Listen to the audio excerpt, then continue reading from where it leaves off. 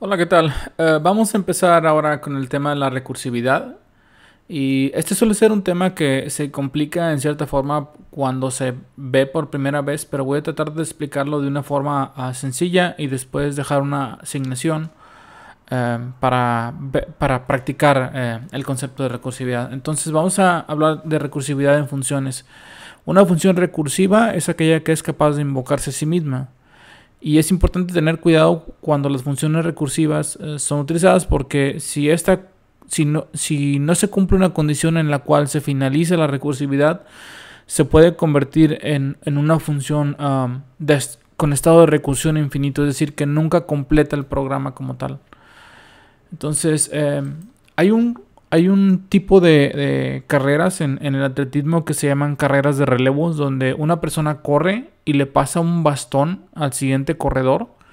Entonces, para que el segundo corredor pueda empezar a correr, tiene que recibir el bastón y el corredor anterior se queda en un estado, digamos, de pausa. Bueno, si bien la competencia no es exactamente así, vamos a suponer que fuese así. Con este ejemplo, lo que voy a hacer aquí es abrir una gráfica aquí. Supongamos que tenemos el corredor 1, que el corredor 1 empieza a correr su parte del trayecto, llega hasta el punto donde le pasa el bastón al corredor 2. El corredor 2 empieza a correr hasta llegar al punto donde le pasa el bastón al corredor 3. El corredor 3 empieza a correr y como ya no tiene quien pasarle el bastón, sigue haciendo su recorrido de regreso, llega hasta donde está el corredor 2, le pasa el bastón, el corredor 2 corre de regreso, le pasa el bastón al corredor 1 y el corredor 1 corre de regreso hasta donde empezó y completa el ciclo. El tiempo entre cuando un corredor entrega el bastón y lo vuelve a recibir nuevamente, como es en el caso del 1 que se lo pasa al 2 y del 2 que se lo pasa al 3, es un estado de bloqueo. Hay algo que podría asimilarse mucho a esto, como que se llama programación asíncrona, en el cual se manda a llamar una instrucción y toma determinado tiempo para que esta instrucción se complete y existe un bloqueo entre un punto y otro. Bueno, pues aquí vamos a suponer que cada uno de los corredores entregará el bastón y se quedará esperando a que el bastón llegue de regreso para poder completar la carrera. Bueno, pues esto es una recursión como tal, es un proceso que se puede llamar a sí mismo y que entra en un modo de bloqueo hasta que el proceso hijo o dependiente no se complete. Y vamos a ver el ejemplo tal cual creado en código. Entonces voy a crear aquí 0.19 recursividad. Creo que lo escribí bien. Sí, voy a entrar al folder 0.19 y aquí voy a abrir Vim, crear el archivo main.go, package main, y voy a crear una función llamada correr, y esta va a recibir mi corredor, que sería el número de corredor. Esto vamos a llamarle uint8 porque no vamos a tener tantos corredores, y un segundo parámetro que va a ser el total de corredores, que también va a ser uint8. Entonces voy a crear mi función main, que es mi punto de acceso a mis programas, y a partir de aquí ya puedo invocar la función correr. Entonces lo que voy a hacer aquí es decirle que cuando llame mi función, el corredor al que estoy invocando, corredor,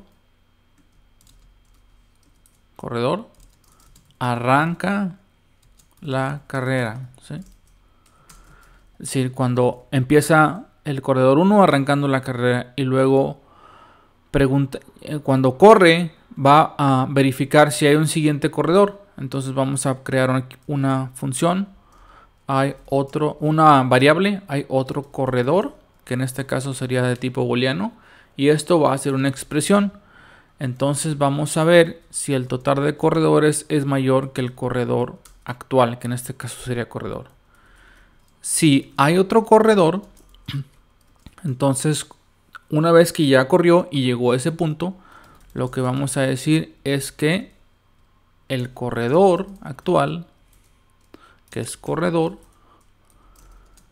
le pasa el bastón al corredor. En este caso sería al siguiente corredor. Y para eso tenemos que crear una variable que me diga quién es el siguiente corredor. Que en este caso sería el corredor actual más 1. Porque sabemos que hay otro corredor. Entonces el corredor actual le pasa el bastón al corredor siguiente corredor. Y lo que hacemos ahora es invocar nuevamente la función correr. Pero ahora nuestro corredor no va a ser el corredor actual, sino que va a ser el siguiente corredor y el total de corredores va a ser el mismo, ¿sí? ¿Qué va a pasar cuando esto se ejecute?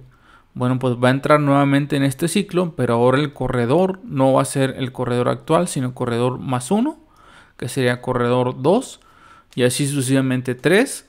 Y cuando lleguemos al número total de corredores, esta expresión ya no se va a cumplir, ya no hay otro corredor, ¿sí?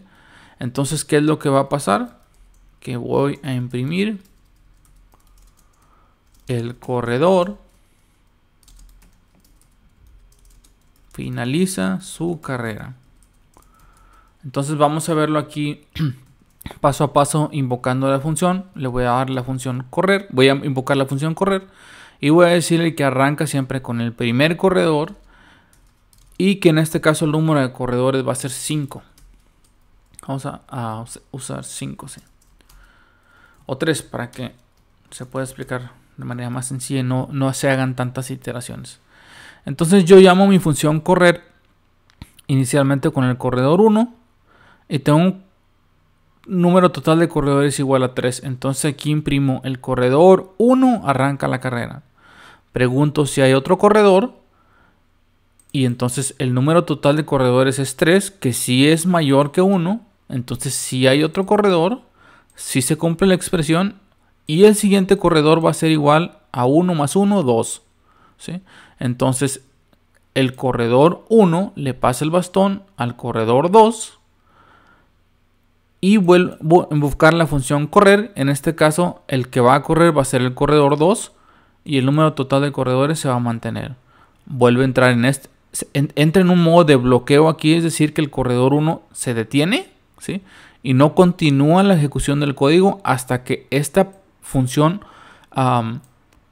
llamada de forma recursiva no complete su proceso. Entonces vuelve a entrar en este ciclo. Y ahora corredor 2 arranca la carrera. Y le validamos que si 2 es mayor, si 3 es mayor que 2, se cumple. Entonces hay otro corredor 2. El siguiente corredor sería el corredor 3. Entonces corredor 2 le pasa el bastón al corredor 3.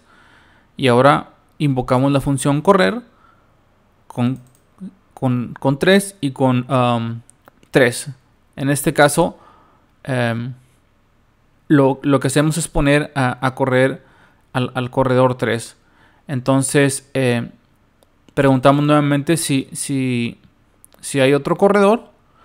Y como el total de corredores ya no es mayor, sino que es igual a corredor, ya no se cumple esta condición. Y el corredor 3 finaliza su carrera. Vamos a ejecutar el programa porque es una buena cantidad de iteraciones. Main.go. Entonces podemos ver aquí que corredor 1 arranca la carrera. Corredor 1 le pasa el bastón al corredor 2.